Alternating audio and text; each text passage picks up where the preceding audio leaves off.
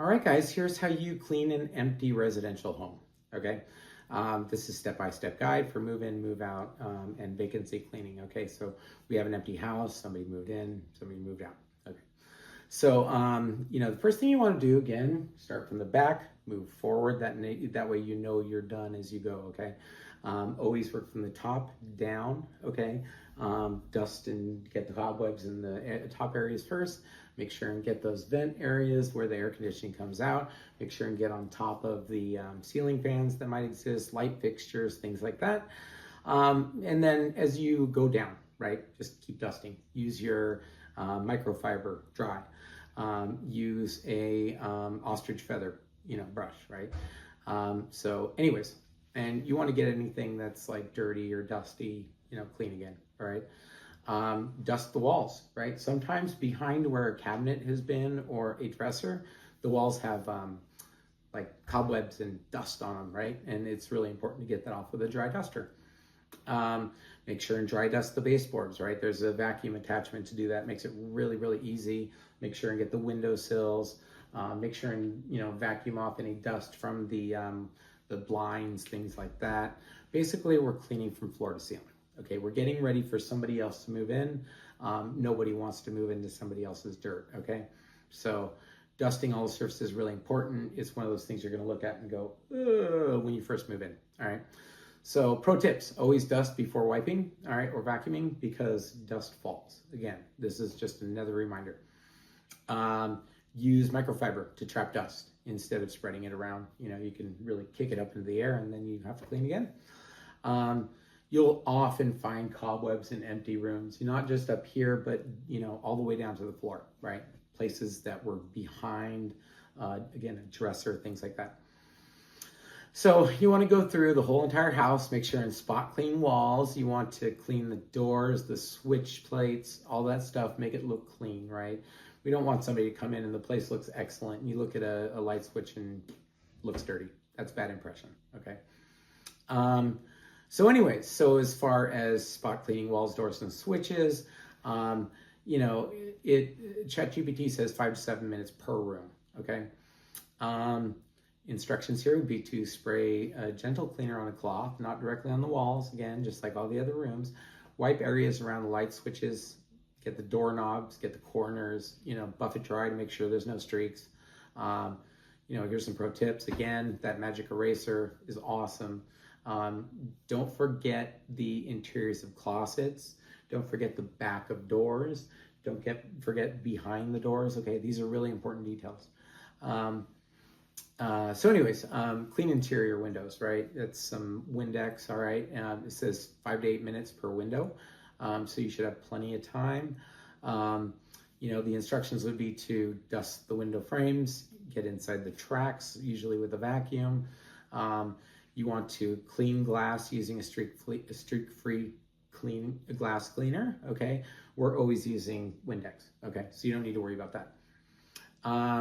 Clean the glass using a streak-free glass cleaner, okay? Microfiber cloth, right? Remember a dry pass. Pro tips, use separate cloths for cleaning and drying. That's obvious. One's dry, one's wet. Clean from the top down, okay? Again. Wipe the cabinets, again, top down, right? Use the all-purpose cleaner in a microfiber cloth, and this is for the kitchen or bathroom, for specifically. And then you want to wipe inside the shelves, inside the drawers, make sure get any dust from inside there. That's really important. Wipe down the top of those cabinets, okay? Make sure they look all clean. You don't want to see somebody else's finger grime when you're opening up the drawers. Use a flashlight. Look inside those drawers, man. Get them really good because people are putting their new stuff in there.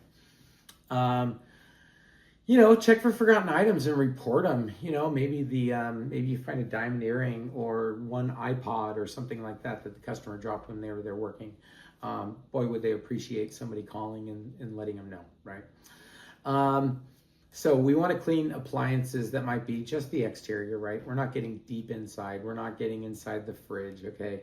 If they ordered inside the fridge separately, then we are. Same thing with ovens, okay? get the outside, make it look great. You know, if they complain about the inside of the oven and they didn't order it, we can come back out. Anyways, cleaning appliances, it says 6 to 10 minutes each. I think that's more than fair to get the outside of a refrigerator, the outside of a oven, microwave, things like that. So then the instructions would be to spray cleaner on the cloth and wipe the fridge down, right? Now, when you're doing a refrigerator, since it's stainless steel, you might want to just go in that direction of that grain, right? You don't want there to be a streak in the opposite direction. This is one where I don't use that S pattern, all right? Stainless steel, never. Go with the grain. Check the handles and control panels for grime, right? Again, light switches, things like that. Anything that might still be there that's attached. Okay, this includes like the top of the Ring doorbell out front, right? Those can get dusty. We want to get into that level of detail. So don't open or move appliances, right? Unless instructed, right? So a couple little cautions here with that. If you pull out the oven, there's a gas line there, right? If that breaks, we're blowing up a house. Okay, I have insurance, but come on. You move a fridge and there's food in there, right? That plug comes undone. I'm buying somebody a refrigerator full of food. So we need to be really careful not to open, not to move these appliances unless specifically instructed. And that's why we charge more for them, okay, in case somebody asks. Again, use a dry, clean cloth to avoid any streaks. You know, brush steel, for example, it has a tendency to look fantastic when it's clean. As soon as you put your fingerprints on there, it starts to look meh. So anyways, you know, as far as scrubbing the bathrooms from top to floor to bottom, you know, we don't have things we're going to have to move off the countertops. We don't have things that we're going to have to shift around, you know, fold towels, none of that stuff, right? Bathroom replacement, garbage, you know, bins. So, you know, ChatGPT says to scrub a bathroom takes about 12 to 20 minutes, right, per bathroom. And so the instructions would be to scrub the toilet, the sink, the tub, shower, all the fixtures, wipe the mirrors, baseboards, floors, empty the trash if there's one inside there, clean inside the drawers and cabinets, use that vacuum, get that out of there. And then again, let the toilet bowl cleaner sit before scrubbing. Let the chemistry do the job. Why would you do it yourself? Polish the faucets, right? You're gonna want to use Windex and a microfiber. Get that sucker just bling. So anyways, you want to sweep or vacuum or mop the floors. We like to vacuum, right? It pulls out any stuff from the grout. Be sure to mop well. Don't leave a sticky floor, right? You're gonna want to do a rinse pass on that. ChatGPT says you got about 8 to 12 minutes per room to do the sweeping, vacuuming, mopping. So the instructions would be to sweep or vacuum all the floors. Again, it's just vacuum everything, okay? You're going to want to use a mop on hardwood floors with the appropriate cleaner, right? You were using the Bona for a while, but those things aren't meant for commercial use. So we're going to have to find something like it that we can apply with a mop. So pay attention to corners, closets, under appliances, okay? Just try and get these things as clean as possible.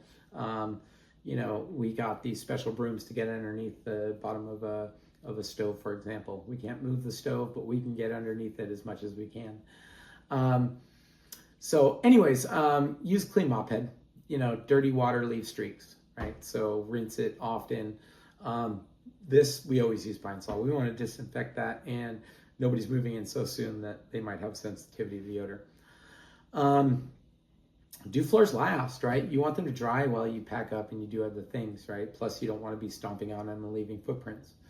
All right, so then we, finish up with the final touches and an inspection, okay? So we need to be really mindful that the customer is going to be coming through and saying, is this place ready to sell? Is this place ready to rent, right?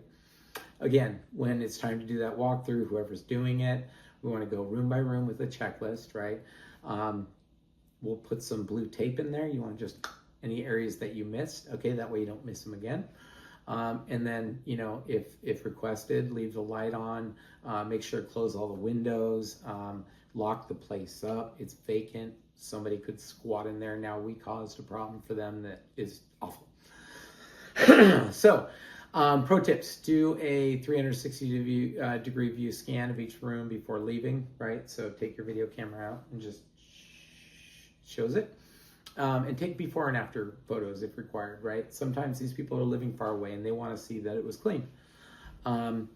Anyways, so it says about 3 to 5 hours for a standard 3-bedroom, 2-bathroom empty house with a kitchen. That just doesn't seem reasonable to me. So again, this one, it looks like we're going to have to really adjust time, because I think we could use a couple crew members all day to do a whole house. So I don't necessarily agree with these time estimates, but we'll have to make sure and adjust it so that time varies based on the home condition, the size, whether it's a deep clean or a light clean. So we'll try and make sure all those notes are on there for you. Okay. And that is how you clean a house that is empty, right?